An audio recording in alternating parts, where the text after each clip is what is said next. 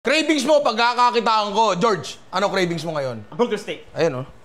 Nakasulat na nga eh. So meron tayong baka dito. Kaya pala kapag may tao sa likod, nag-a-apply pong dishwasher yan. Sabihin nyo sa comment kung tatanggapin ko o hindi. Pre, hindi gumagana. May isa pang paraan, pare. Tapos na yung pinakamahirap, pero mas madali yun kung bumili na lang kayo ng giniling, ha? George, ano bang klaseng burger steak gusto mo? Yung para pang fast food? Oo. Kasi kung pang fast food, lalagyan natin ng konti extender to. Lagyan natin ng konting breadcrumbs, nor chicken powder, konting asin, konti lang na toyo. Kuha tayo, isa. Gaganyanin nyo para mawala ng hangin sa loob. Sarang na natin to. Huwag nyong ipip-flip hanggat hindi siya kumakalas. Hop, ayan, nagalaw na siya. Yun! Parte na mo, ang taba-taba niyan. Diba? Hoy! Ngayon gawin na natin yung gravy. Butter, bawang, harina, tubig. Dinatang mushroom, tapon natin tubig. Natin dyan. Nor, beef cubes. Baka may magreklamo eh, di ba? Paminta. Siyempre kahit beef, lalagyan natin ng nor chicken powder.